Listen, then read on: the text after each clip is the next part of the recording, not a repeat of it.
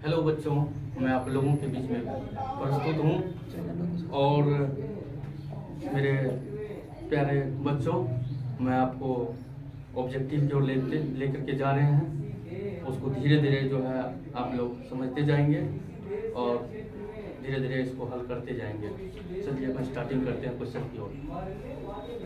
पहला क्वेश्चन है निम्न में कौन सी सबसे छोटी प्राकृतिक संख्या है। पहला क्वेश्चन क्या है, निम्न में कौन सी सबसे छोटी प्राकृतिक संख्या है। हम लोग जानते हैं कि प्राकृतिक संख्या जो होती है वो क्या होती है। प्राकृतिक संख्या होती है ये जो होती है ये गिनती की संख्या होती है। प्राकृतिक संख्या क्या होती है, गिनती की संख्या होती है और काउंटिंग जो होता है एक से शुरू होता है। कहाँ से शुरू होता है, तो एक से शुरू होता है।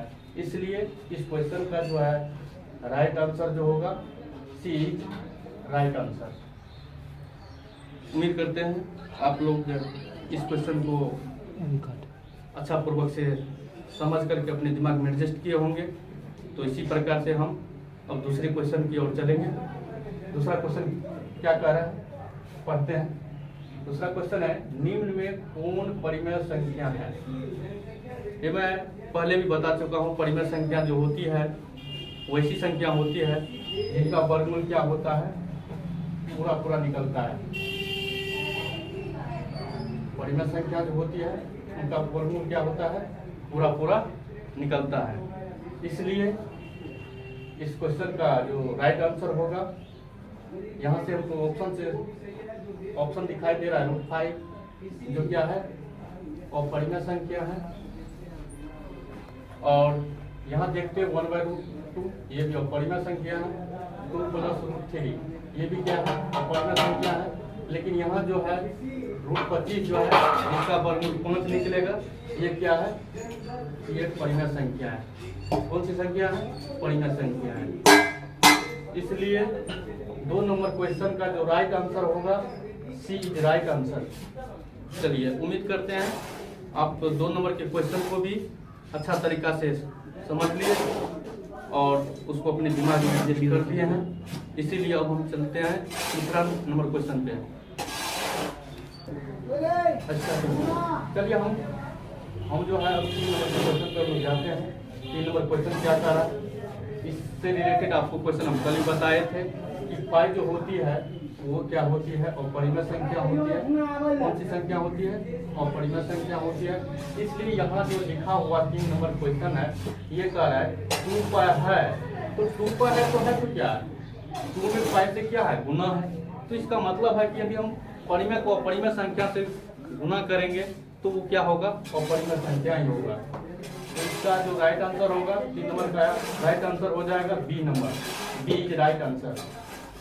उम्मीद करते हैं कि आप लोग 3 नंबर के सवाल को भी अच्छा से समझे होंगे और इसको अपने दिमाग में एडजस्ट कर लिए होंगे। तो इसी प्रकार से हम अगले क्वेश्चन की ओर बढ़ते हैं। चलिए चौथा क्वेश्चन क्या कह रहा है, पढ़ते हैं। निम्न में सबसे छोटी अभाज्य संख्या है। आप लोग इससे रिलेटेड सवाल जो है बहुत न्यूनतम कक्षा से ही पढ़ते आ रहे हैं।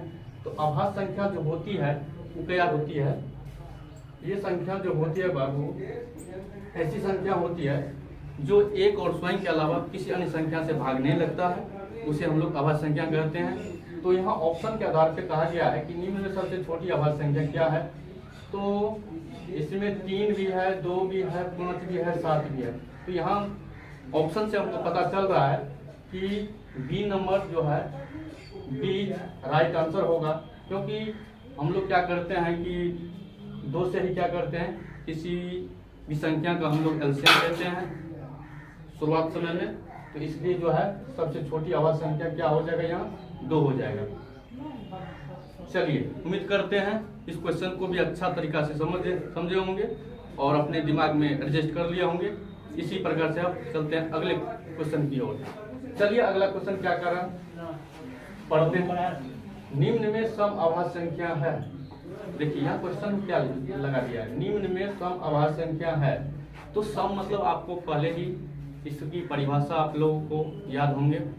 परिभाषा ये होता है कि वैसी संख्या जो क्या होता है 2 से पूर्णतः विभाजित होता है वो सम संख्या होता है। तो यहाँ क्वेश्चन पूछ दिया सम अभाज्य संख्या।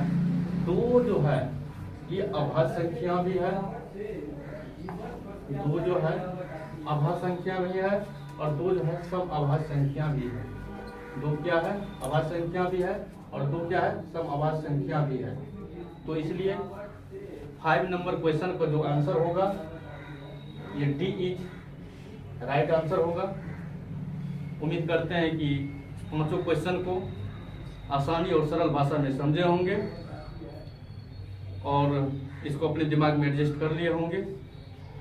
आप लोग यदि चैनल पर नए हैं तो अपने चैनल को सब्सक्राइब करें और बेल आइकन बटन को दबाना न भूलें।